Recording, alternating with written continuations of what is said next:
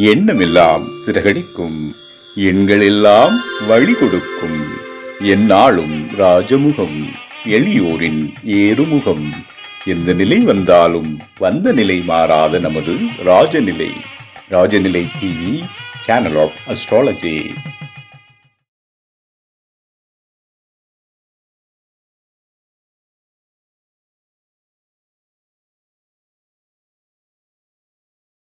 வாழ்க தமிழ், வளர்க ஜோதிடம். அனைவருக்கும் அன்பான காலை வணக்கம். இன்று பிறந்தநாள் மற்றும் திருநாள் கொண்டாடும் அனைவருக்கும் ராஜநிலை டிவி சார்பாக வாழ்த்துக்களை தெரிவிப்பது உங்கள் ராஜநிலை எண்கணித வித்தகர் லால்குடி செந்தில்.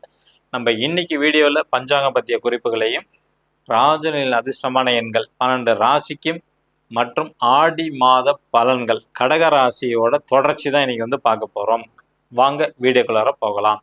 உத்தராயண காலம் பராபவ வருடம் ஆனி மாதம் 24ஆம் தேதி புதன்கிழமை இன்று 8/7/2026 நல்ல நேரம் காலை 9:15 மணி முதல் 10:15 மணி வரை, மாலை 4:45 மணி முதல் 5:45 மணி வரை, கௌரி நல்ல நேரம் காலை 10:45 மணி முதல் 11:45 மணி வரை, இரவு 6:30 மணி முதல் 7:30 மணி வரை, ராகுகாலம் மதியம் 12 மணி முதல் 1:30 மணி வரை, குளிகை நேரம் காலை 10:30 மணி முதல் 12 மணி வரை, யமகண்டம் காலை 7:30 மணி முதல் 9 மணி வரை, சூலம் வடக்கு திசை என்று சூலம்.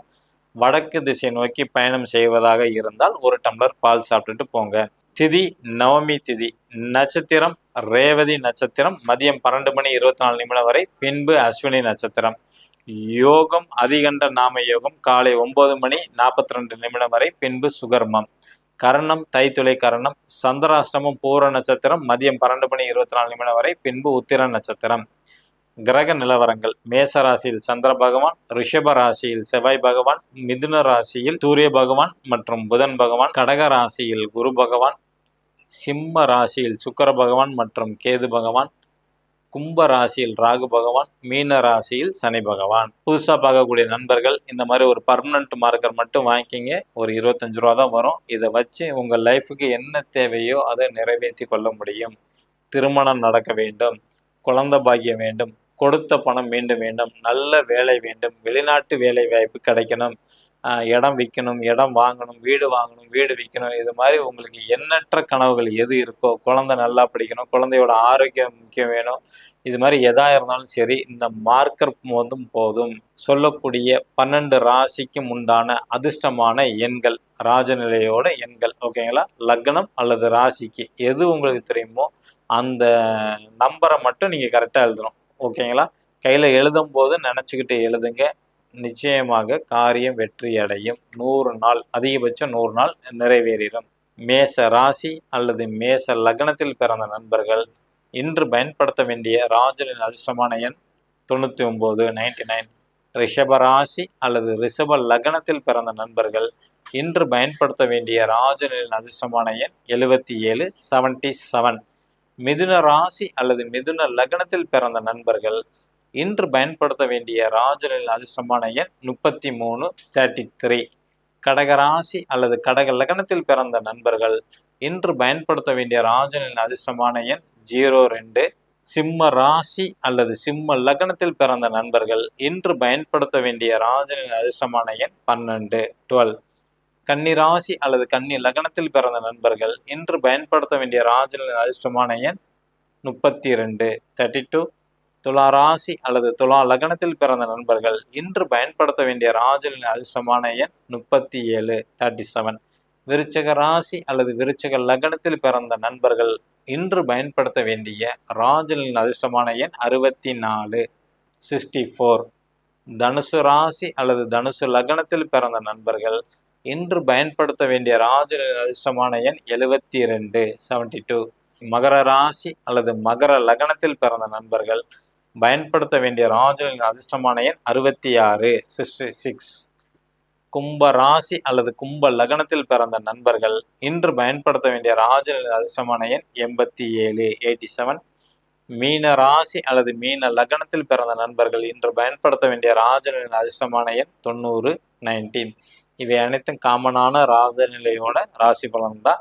உங்கள் ஜாதகப்படி அதிர்ஷ்டமான செல்ஃபோன் எண் வேணுமா, பாஸ்வேர்டு வேணுமா அப்படின்னா கீழே உள்ள வாட்ஸ்அப் நம்பருக்கு தொடர்பு கொள்ளுங்கள். கட்டணம் செலுத்தி பெற்றுக்கொள்ளலாம். நம்ம இன்னைக்கு அடுத்தது பார்க்க போறது ஆடி மாத பலன்கள் கடக ராசிக்கு எப்படி இருக்குன்னு தான் நம்ம தெரிஞ்சுக்க போறோம். நேத்திக்கு குழந்தை பாக்கியம், வருமானத்தை பத்தி எல்லாம் தெரிஞ்சுக்கிட்டோம், அம்மாவை பத்தி தெரிஞ்சுக்கிட்டோம், வீடு வாசல் வாங்கலாமான்னு தெரிஞ்சுக்கிட்டோம். இன்னைக்கு வேலை எப்படி இருக்குன்னு பார்க்க போறோம், திருமணம் இதை பத்தி எல்லாம் பார்க்க போறோம். ஓகேங்களா? 6ஆம் இடம் தான் வேலையை குறிக்கக்கூடியது. உங்களுக்கு கடகத்துக்கு 6ஆம் அதிபதியான குரு உச்சநிலை உங்க ராசியிலே உட்கார்ந்துருக்கிறாங்க. இந்த 6ஆம் இடத்தை செவ்வாய், புதன், சனி 3 கிரகம் பார்க்குறாங்க. முடிவே உங்களால எடுக்க முடியாது. ஓகேங்களா? ஏன்னா ஒண்ணுக்கு ஒண்ணு முரண்பட்ட கருத்துக்கள் வரும் வேலை வாய்ப்புல. சில பேர் வேலையை விட்டுறலாமா, வேலை ரொம்ப கஷ்டமா இருக்கு, புதிய வேலை தேடலாமா அப்படிங்கிற மாதிரி எண்ணங்கள் வரும். வருமானம் இல்லை, சம்பள உயர்வு இல்லை, வேலையில ஒரு அங்கீகாரம் இல்லை அப்படிங்கிற எண்ணங்கள், தாட்ஸ் எல்லாம் நிறைய வரும். எதையுமே இந்த ஆடி மாதத்துல முடிவு பண்ணாதீங்க. வேலையில இருக்கவங்க வேலையை ரிசைன் பண்ண வேண்டாம், அப்படியே வேலைக்கு போயிட்டு இருங்க. ஆடி மாதத்துக்கு அப்புறம் சில கிரகங்கள் புதன் மாறுவாங்க, செவ்வாய் மாறுவாங்க. அதுக்கப்புறம் நீங்க தெளிவான முடிவு எடுத்துக்கலாம். அவசரப்படக்கூடாது. அதே மாதிரி வேலையில கவனமாக இருக்க வேண்டும். வேலை செய்ய இடங்கள்ல உங்க பொருட்கள் கீழே விழுந்து கை காலில் அடிபடுறதுக்கு வாய்ப்புகள் உண்டு. ஏன்னா செவ்வாயும் சனியும் புதன் 3 கிரகம் சேர்ந்து பார்க்கறதுனால காயங்கள் ஏற்படும். கடகராசியில பிறந்தவங்க வேலையில ரொம்ப கவனமாக இருக்க வேண்டும். ஓகேங்களா? அதே மாதிரி வேலையை முடிச்சுட்டு வாகனத்துல வீட்டுக்கு போகும்போது கவனமாக இருக்க வேண்டும். இதெல்லாம் கொஞ்சம் எச்சரிக்கை தேவை கடகராசியில பிறந்தவங்களுக்கு. கணவன் மனைவி அப்படிங்கிறவங்களுக்கு எப்படி இருக்கும்? கடகராசியில பிறந்தவங்களுக்கு 7ஆம் இடம் தான் திருமணம், 7ஆம் இடம் தான் கணவன் மனைவியை குறிக்கக்கூடியது. இதை குருவும் சூரியன் பார்க்குறாங்க. ஓகேங்களா? உங்களுக்கு இப்போ ஆண் கடகராசியில பிறந்தால் உங்க மனைவிக்கு பார்த்தீங்கன்னா அலைச்சல் பயணங்கள் எல்லாமே உண்டு. அந்யோன்யம் நல்லா இருக்கும். உங்க 2 பேருக்கு நல்லா சிறப்பாக அந்யோன்யம் இருக்கும் கடகராசியில பிறந்தவங்களுக்கு. ஓகேங்களா? அதே மாதிரி காரணம் இல்லாமல் சந்தேகப்படாதீங்க. ஆனால் சந்தேகப்படுறதுக்கு மாதிரி சூழ்நிலைகள் உருவாகும். கணவன் மேல மனைவிக்கும், மனைவி மேல கணவனுக்கும் அந்த சந்தேகங்கிறது இன்னொரு 6 மாசத்துக்கு அப்படிதான் இருக்கும். கொஞ்சம் கவனமாக இருக்க வேண்டும். 3வது நபர்கள்னால தான் உங்க குடும்பத்துல பிரச்சனை வரப்போகுது. எச்சரிக்கையா இருக்க வேண்டும். 3வது நபர்களுக்கு உதவி செய்யறேன்னு சொல்லி நீங்க கஷ்டம்தான் பட போறீங்க. கடைசியில கொஞ்சம் கவனமாக இருக்கிறது, எச்சரிக்கையா இருக்கிறது நல்லது. ஆனா பேரு புகழ் அந்தஸ்து எல்லாமே கிடைக்கும். அதுல மாற்று கருத்தே கிடையாது. அதே மாதிரி இதுவரைக்கும் உங்களோட கணவர் யாராவது தெரியாத விஷயங்கள் வச்சிருந்தாங்கன்னா இப்ப சூரியன் வெளிச்சம் போட்டு காட்டிடும். ஓகேங்களா? தவறான தொடர்புல யாராச்சும் இருந்தாங்கன்னா அவங்க மாட்டக்கூடிய காலங்களும் இந்த ஆடி மாதத்துல மாட்டிக்குவாங்க. கவனம் தேவை. திருமணம் நடக்குமானா நிச்சயமாக திருமணம் நடக்கும் கடகராசியில பிறந்தவங்களுக்கு. தந்தைக்கு எப்படி இருக்கும்? 9ஆம் இடம் தான் தந்தை. அவர் உச்ச நிலையில இருக்காரு குரு பகவான். 9ஆம் இடத்துல சனி பகவான் இருக்கிறாங்க. அந்த இடத்த குரு பார்க்கறனால இந்த ஒரு வருஷத்துக்கு கடகராசியில பிறந்தவங்களோட தந்தை யாருக்கா இருந்தாலும் சீரும் சிறப்பமாக தான் இருக்கும். அவங்களோட வாழ்க்கையில தேவையான அனைத்து விதமான நன்மை நடக்கும். சனி பகவான் அங்க இருக்கனால உடம்பு வெயிட் போடலாம், அல்லது உடம்புல சின்ன சின்ன இஷ்யூகள் வந்துட்டு போகும். ஆனா அது பெருசா தொந்தரவு செய்யாது. ஓகேங்களா? அதே மாதிரி அட்வைஸ் பண்ணுவாங்க. பெரியவங்க எப்போதுமே அட்வைஸ் பண்ணுவாங்க. உங்களோட தந்தை கொஞ்சம் அதிகமாகவே அட்வைஸ் பண்ணுவாங்க. குலதெய்வம் கோயிலுக்கு போகணும் அப்படிங்கிறத மெயின் நோக்கமாக இருக்கும். நீங்க ரொம்ப வெளியூர், வெளி மாநிலத்தில் இருந்தீங்கன்னா கண்டிப்பா குலதெய்வம் கோயிலுக்கு ஒரு தடவை அட்டன் பண்ணிருங்க. நிச்சயமாக நல்ல வாய்ப்பு கிடைக்கும். அடுத்தது தொழிலுக்கும் மாமியார் எப்படி இருக்கும் பார்க்க போறோம். கடகராசியில பிறந்தவங்களுக்கு 10ஆம் இடம் தான் தொழிலை குறிக்கக்கூடியது. அதாவது செவ்வாய் 11ல பயணம் செஞ்சுக்கிட்டு இருக்கிறாங்க. தொழிலால் நல்ல லாபங்கள் உண்டு. கடகராசியில பிறந்தவங்களுக்கு தொழில் செய்யறவங்களுக்கு நல்ல லாபங்கள் உண்டு. அதே மாதிரி மாமியாராலும் நல்ல லாபங்கள் உண்டு. புதிய முயற்சிகளை மட்டும் தவிர்க்கணும். பணம் அதிகமா வந்தோன்னா இன்னொரு பிரான்ச் ஆஃபீஸ் போடலாம், இன்னொருத்தவங்களுக்கு உதவி செய்யலாம், இந்த மாதிரி எண்ணங்கள்லாம் வரும். அதெல்லாம் தவிர்க்கிறது ரொம்ப ரொம்ப ரொம்ப நல்லது. ஏன்னா நீங்க செய்யக்கூடிய செலவுகள் அனைத்தும் வீண் செலவுக்கு தான், ஆடம்பர செலவுக்கு மட்டும்தான் செய்ய போறீங்க. அதனால நீங்க எச்சரிக்கையா கவனமாக இருக்கிறது நல்லது, தவிர்ப்பது ரொம்ப நல்லது. அடுத்தது 11ஆம் இடம் அப்படிங்கிறது மூத்தவங்க, அண்ணே, அக்கா அல்லது மருமகன் அல்லது மருமகளை குறிக்கக்கூடிய ஸ்தானம்ங்கிறது அதுதான். அங்க செவ்வாய் பகவான் இருக்கிறாங்க. அந்த அதிபதியான சுக்கிரன் 2ஆம் இடத்துல இருக்கிறாங்க. அந்த இடத்த சனி பார்வையும் வருது. அப்ப இவங்களோட அண்ணனுக்கு, அக்காக்கெல்லாம் எப்படி இருக்குன்னு கேட்டீங்கன்னா, காரணம் இல்லாமல் கோபம் வரும். மூக்கு மேல கோபம் சொல்லுவாங்களோ அதுதான். அல்லது பல், கண் சம்பந்தப்பட்ட தொந்தரவு வரதுக்கான வாய்ப்புகள் உண்டு. ரத்த இழப்பு, அதாவது ஒண்ணு ரத்த தானம் பண்றது இவங்களுக்கு புண்ணியம் தரும். கடகராசியில பிறந்தவங்களோட அண்ணனோ, அக்காவோ அல்லது மருமகன், மருமகள் யாரா இருந்தாலும் ரத்த தானம் பண்றது ரொம்ப நல்லது. வாகன விபத்து ஏற்படும். அதனால கொஞ்சம் எச்சரிக்கையாக இருக்கிறது ரொம்ப நல்லது. ஏன்னா நம்ம முன்கூட்டியே சொல்றதுனால நீங்க பயணங்கள் செய்யும் போது கொஞ்சம் கவனமாக இருக்கணும். அதுக்காண்டி தான் சொல்றோம். ஒரு சில பேருக்கு வெளிநாட்டு தொடர்புக்கான வாய்ப்புகள் அதிகம் உண்டு. ஓகே. அடுத்த பதவி உயர்வு கிடைக்குமா? ஆனா தவிர்க்கிறது ரொம்ப நல்லது. இந்த காலகட்டம் உங்களுக்கு பதவி உயர்வு வந்தால் கடகராசியில பிறந்தவங்க கொஞ்சம் தவிர்த்துருங்க, வேண்டாம்னு சொல்லிருங்க. ஓகேங்களா? ஏன்னா இதோட அடுத்த பதவி உயர்வு வர்றது ரொம்ப சிறப்பாக இருக்கும்.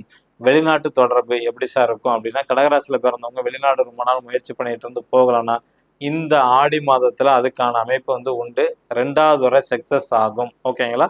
நிச்சயமாக ஆடி 15க்கு அப்புறம் போறதுக்கான வாய்ப்புகள் வந்து கொடுக்கும். பரிகாரம் கடகராசியில நம்மளோட பரிகாரம் ஸ்டெப்பே ஃபர்ஸ்ட் குலதெய்வ வழிபாடு தான். குலதெய்வம் தெரியாதவங்க சூரியன் வழிபாடு, சந்திரன் வழிபாடு பண்றது சிறப்பு. சூரியன் வழிபாடு காலையில 7 மணிக்கு முன்னாடி செஞ்சிடணும். சந்திரன் வழிபாடு 6 மணிக்கு, மாலை 6 மணிக்கு பிறகு செய்யறது ரொம்ப சிறப்பு.